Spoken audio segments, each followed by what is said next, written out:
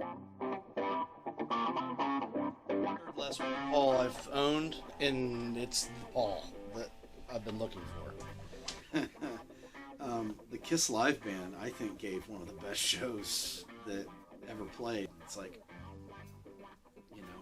wanting to see the toys, share the G.I. Joes. Ryan ain't got no G.I. Joes. What? He's playing a guitar in the other room. Or at least taking one apart, or, you know.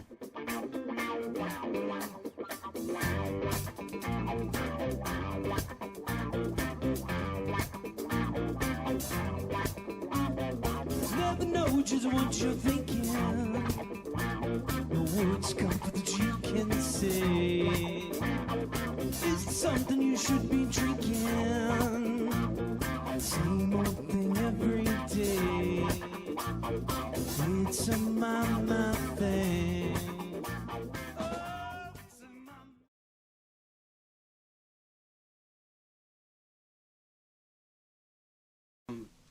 Well, for me, I guess it would start with like Steve Millicent, Jimmy Rogers, Earl Gately. Although I never played with Earl, I know that he gave lessons and he was phenomenal. There's Deb Rodney, people that, Marion Kuzner, people that have played the guitar long before I was even out of diapers, or even around for that matter. Later in the 80s came this wave of, Darren Thompson, Scott Stockman, players that were like I don't want to say a third wave of musicians in the area, but ones that definitely influenced me because of Ryan Rose.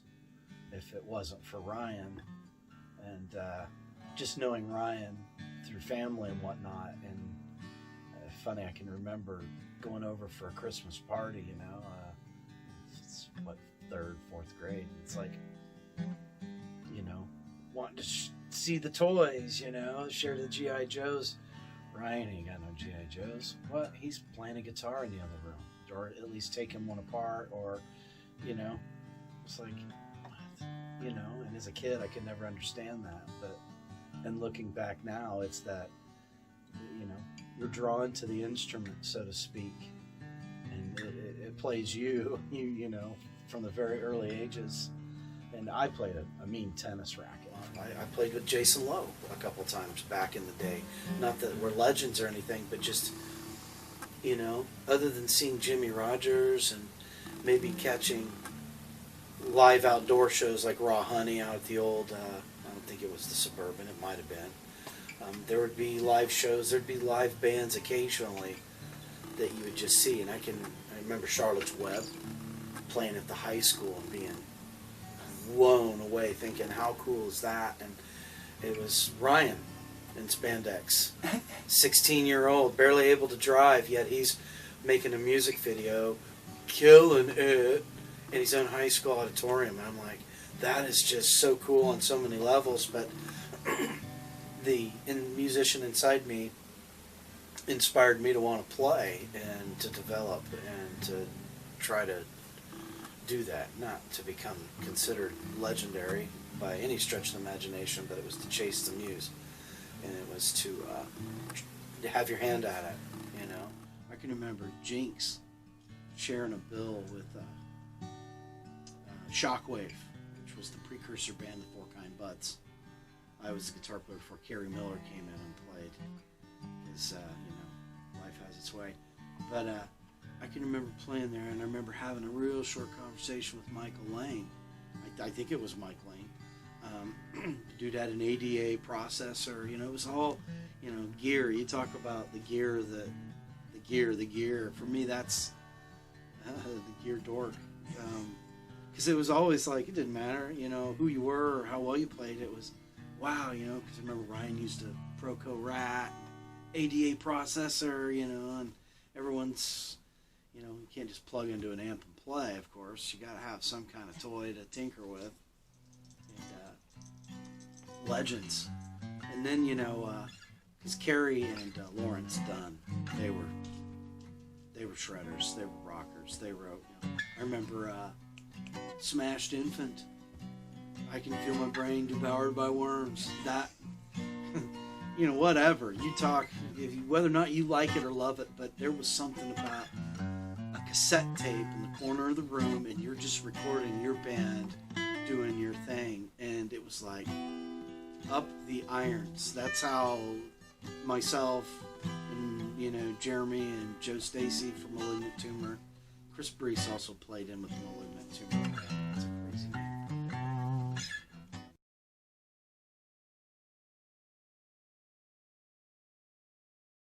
name. I can remember going to Chicago and seeing Shane and Chim Chim up and Mitch in Chicago and hitting open stages. And that was a mind-blowing experience. I remember playing at the Abbey, meeting a guy that handed me his business card, was all like, hey man, come back. And I'm telling you, it was very raw back then. I had a handful of songs that I hacked on, but I just did my thing. And that's kind of how that started. And then the Killing Giants thing, Scott called Wes Simmons into the picture. And, you know, then it came along Tylone Bailey and Kyle Bloyd, and along with Mitch Renner. And for me, music starts with Mitch, because he taught me chords way back in high school days. Even way back through college, I played acoustically alongside a friend of mine, Chris Whitaker, you know, who could sing and play and did songs I'd never heard of from bands I'd never even heard of, out of Chicago, out of the city, whatever, just a completely different avenue.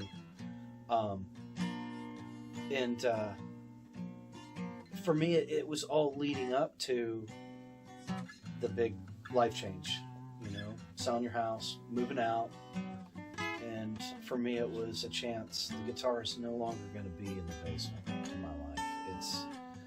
It's been my shrink for a long time. Whenever I had issues, I'd go banging out on the guitar. That's for me how music started. But to get serious was right around 2011, summer of 2011, when you know, the first Jammin' for Jude crew got together, and I, you know, wanted to be a part of the music scene. And Scott took me under his wing, and we tried to kickstart a couple things to go on. I can remember sound checking at that first Jamming for Jude. Kenny was setting up his drums. Scott wheeled out Jason Lowe's Marshall JCM 2000, half stack. And I was just like, wow. And I know, wow. But it was just like, there was this intense desire to want to do this. Not having a clue on how or be able to pull it off. You know, I'd always tinkered on the guitar, but I never sang. I never did any of that, and I had to develop and learn how to do that. So, but anyways, what I'm getting at is Scott Stockman had seen potential. Jason had seen some potential, and, you know, he was already in the band. I remember Oak playing in between the shop band set out at a private party in St. David. Oh, cold as hell. Cold as hell.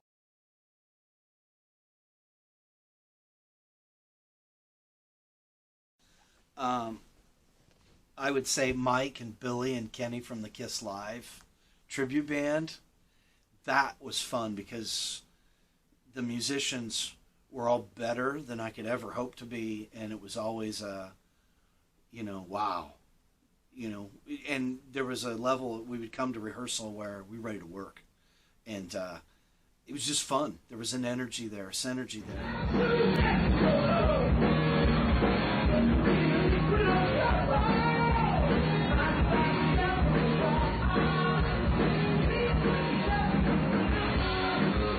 Play with Caesar. I love to play with Chad Camp, Sean, and Jason. That was a tremendous amount of fun. I love to be able to sit in and jam with. That's the crazy thing about the Peoria music scene is, you know, on open jams, some nights you'd have Roy Ponce jamming with you, or you'd have Jake jamming, or, you know, sometimes Isaac Respis would come sit in, and I mean, so the favorite people I've played with, wow. There was a day we played over at the farm Saturday party just a couple of years ago, where Butch Carroll was on drums, Ricky Gutierrez was with us, and Isaac and Chad, and it was wow. We had, Fanny had sat in and jammed. There's been times at Thunder at the Valley open stage where Vicente Gamma sits in on the bass. I mean, incredible players, and the list goes on and on with those cats. Gus, I mean, just sometimes it's like there's been wow moments. I can remember playing with, of course, it's an open stage with King. Is it Bob King on the acoustic? And of course, he had Old Boy on guitar, Bruce on the drums, and just got to sit in and jam with those guys. And then Alex, I'm drawing a blank on his last name. Just amazing player. It was like Alex Sams. Yeah, wow. Because not only can he play, but had an approach towards the guitar. It was really cool. Jeremy Yoakum, anytime you play with that guy, it's like wow. But playing with Jeremy, you best have something that has some balls, because if you can't compete at his volume, you don't really. Guitar player. Yeah, you don't deserve to be standing there. Go sit in the audience and enjoy. But just a completely different finger picking style that's killer. And again, a great guy. Someone would give his the shirt off his back in life. Set aside, and just very wise. Been around, played, done a lot of shows, seen a lot of shit, done a lot of things, and put up with a lot, along the way. But favorite players to have played with, and oh my goodness gracious, I could go on and on with that. But playing with Caesar was a lot of fun. Writing music and recording it with Ryan over at his studio. That was fun. Being able to go back and do overdubs with Scooby, doing guitar parts. No, do it again. Just the creative process. To me, that's the magic of it. And it's something you practiced, rehearsed, you think how it's going to sound, and then the recording it's its own thing. And that to me is the magic of it.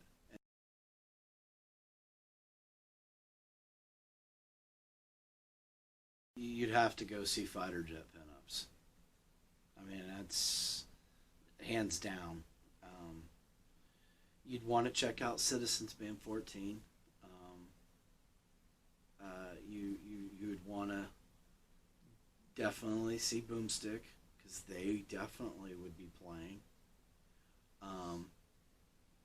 You would probably want to catch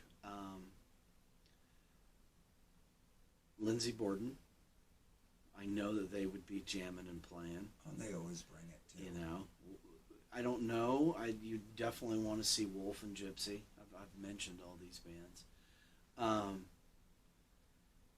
It would be cool to think that. There's bands that have come and gone. It would be cool to see Caesar, Stabbing Caesar, play again. But time will tell if that ever were to happen. I'd love to see the Kiss Live group get together. I think that would be crazy, because it wouldn't. I think what would happen is it'd be like dusting off polish. It'd be like dusting off cupboards or something. It'd be like a little rusty, but it'd be there. And it'd be like, where'd this come from? Because the rehearsal, we just pound, and it was like when we practiced for 2.5 to 3 hours. It was practice. It wasn't, hey, we're tossing back suds and just grilling and chilling, and hey, we're gonna rock a little bit, and just different mindset. But they're awesome. I don't think Brainchild plays anymore, but that was a band that was worth checking out. I have a bootleg from 2007 from them playing in Iowa City, just a local band. Oh, good Lord. There's so many awesome bands to check out. Fanny Ray and the Soul Shakers, if they ever play. Again, a band that has players that are fluid, come and go.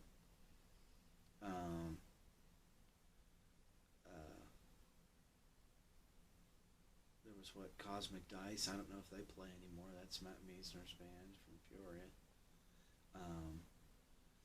The Peoria Rhythm King, Stumpo, Mike Stumpo. I mean, geesh, yeah, good stuff.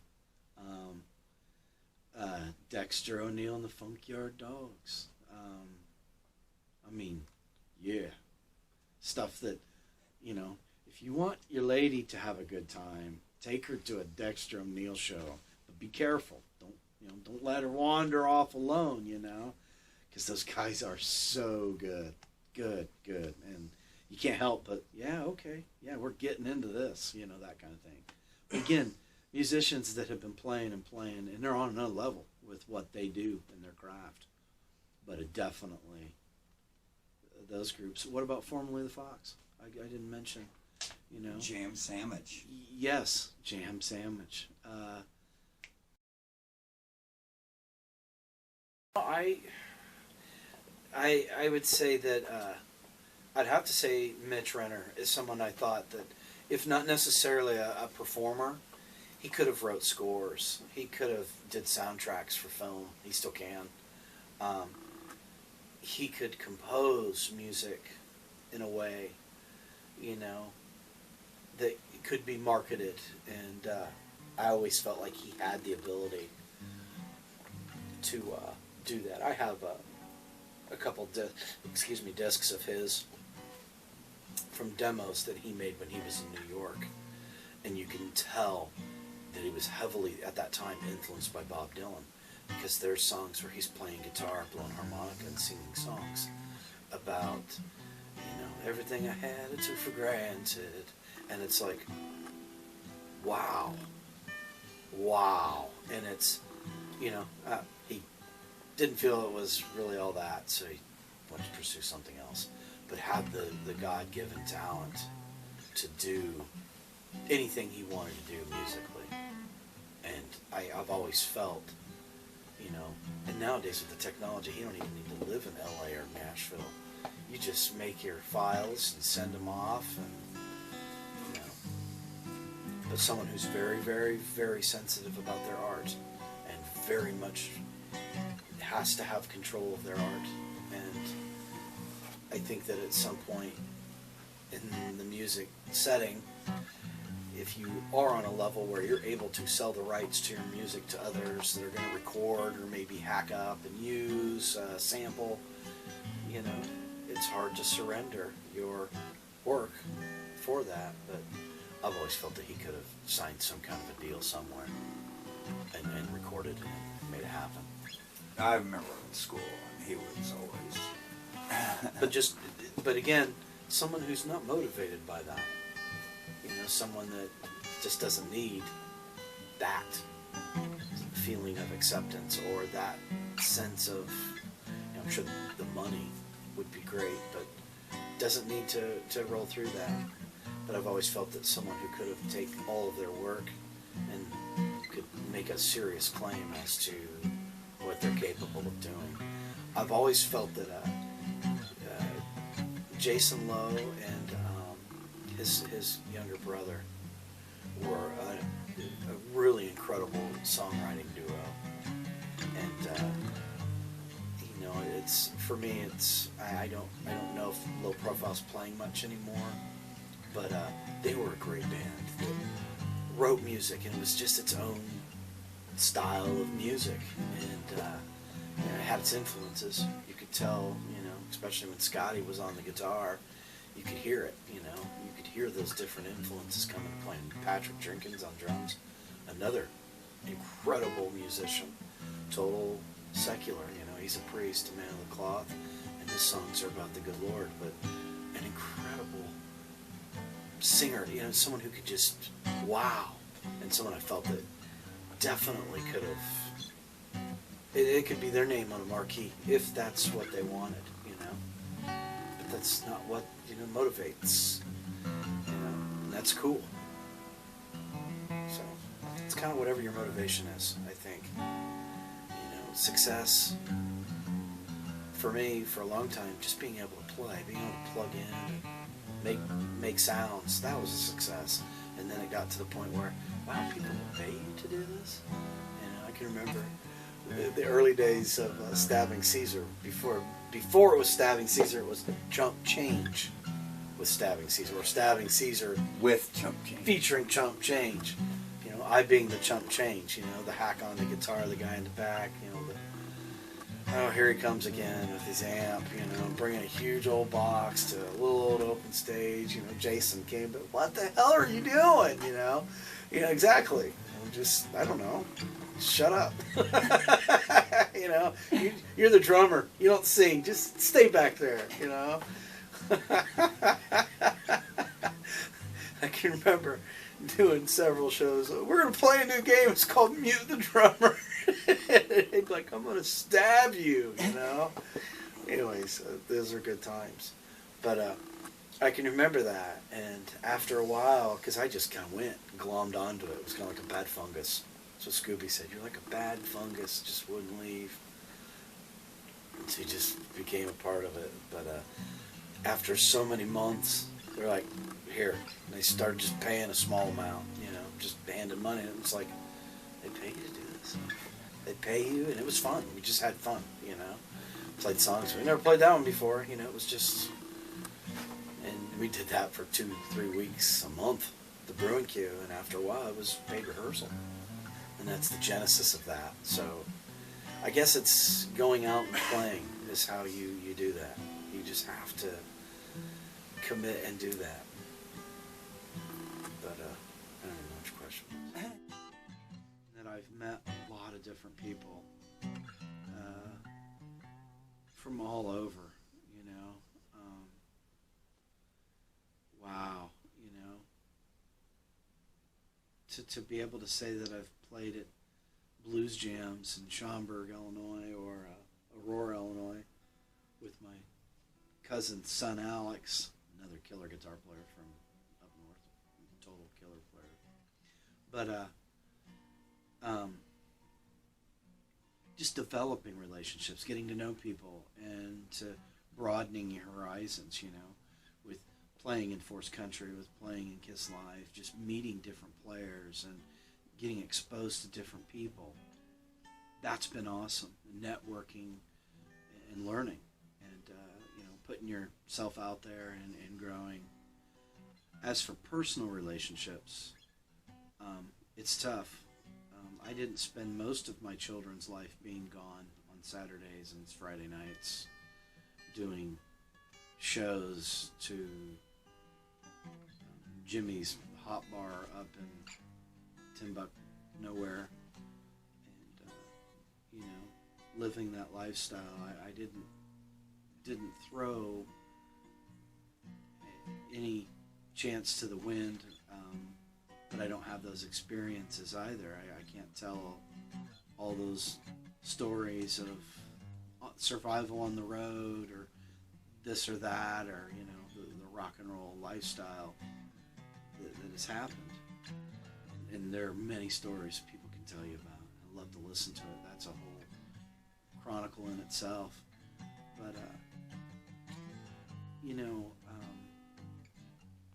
personal relationships in recent years has been very tricky, because my current wife and love of my life has been nothing but supportive of the music that I've tried to make, and she's been all about it.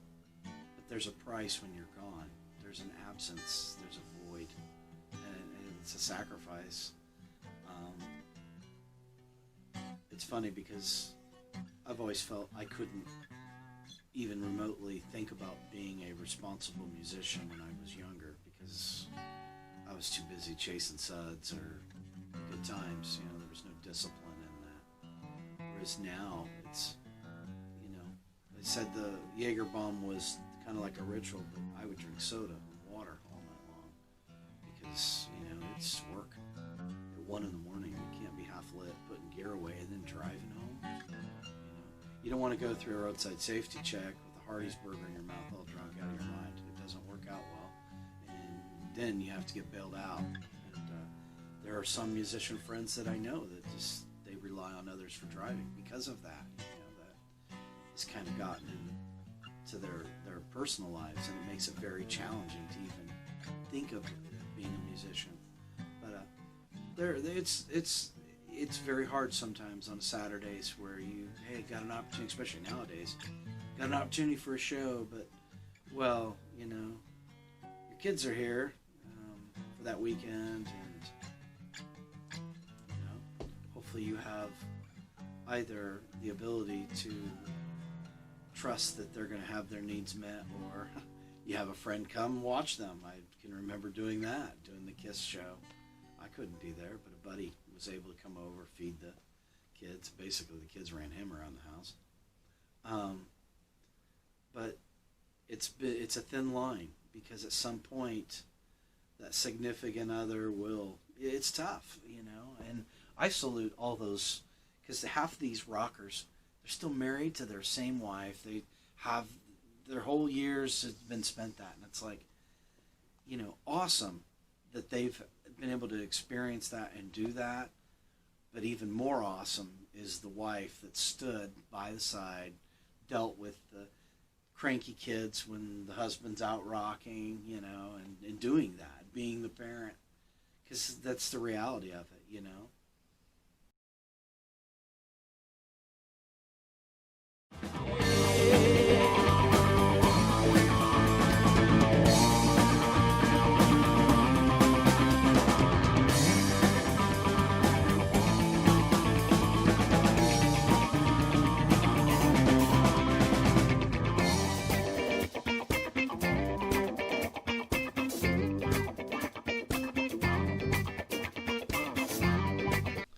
This guitar here is a no longer available guitar from the short-lived two-man guitar company out of Austin, Texas, which, man, that flamed quilted spot on that neck looks really beautiful. But it's like a Jazzmaster or a Mustang Fender with a telly neck and the throttle of a Les Paul with the humbuckers.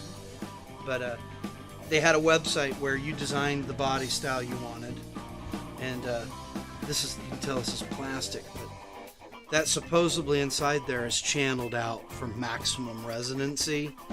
So I don't know. Ellendorf, fun time. This is the Killing Giants Artist Pass. I don't have the flyer from when Killing Giants played, but that was a life-changing event, playing all original music to a crowd of hippies that were just loving it. But I'd never played in such a venue before. It was a great time, but that was for Killing Giants in June of 2012. And then here's that 2015 one that we've looked at with Stabbing Caesar. And then we were asked to play the very next year, but this is the one that didn't happen. They closed it down for whatever reasons.